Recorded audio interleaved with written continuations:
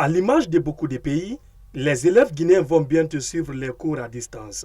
Cette décision du ministre de l'Éducation nationale et de l'alphabétisation fait suite à la pandémie du Covid-19 qui a entraîné l'arrêt systématique des cours. Il faut inverser la tendance. Sur le terrain, les encadreurs du secondaire s'activent déjà pour assurer le minimum dans l'enseignement à distance. Un processus ambitieux qui tient à cœur le directeur communal de l'éducation de Kaloum. Notre département a envisagé des mesures. On ne peut pas rester là croisés. Et ces mesures-là vont dans le sens de sauver l'année scolaire. C'est pourquoi ils ont envisagé de mettre en place une équipe, organiser les cours à distance à travers des médiums de communication qu'ils ont à leur portée. Ces médiums, on les connaît. Actuellement, il y a les trucs en ligne, il y a la radio, il y a la télévision, il y a les radios communautaires même dans les régions, dans beaucoup de préfectures. Et puis, tous nos préfectures sont couverts, heureusement, par l'Internet. L'heure n'est pas de dire est-ce que ces cours à distance vont donner ou pas, mais l'heure est de ne pas croiser les bras. Et on ne trouve pas d'autres alternatives. Si d'autres ont des alternatives, c'est ouvert.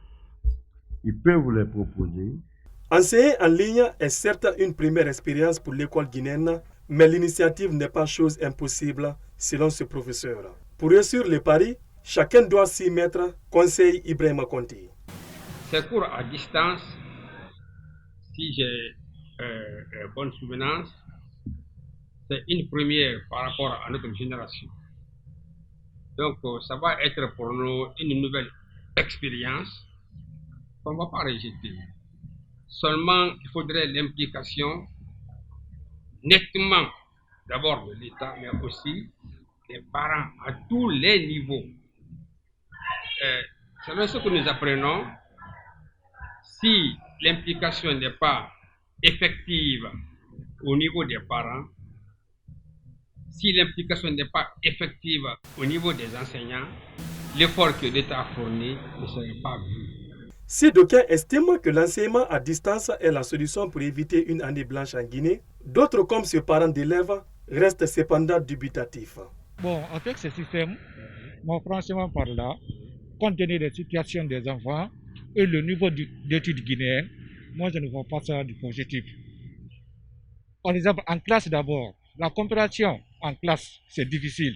Si on dit par là de faire les cours de distance, quel sera le sort de nos enfants?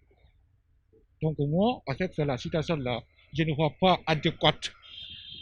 Parce que notre nouveau développement n'atteint pas ce statut d'abord. En classe d'abord, ce n'est pas facile. Si nous disons encore de faire des formations à distance, quel serait le sort de nos enfants? Selon le ministre Sangaré, c'est à partir du 27 avril 2020 que les élèves guinéens vont commencer à suivre les cours à distance. Mais la principale question est de savoir si ce travail aura un impact sur le niveau des élèves, la formation de proximité étant déjà une chose qui laisse à désirer.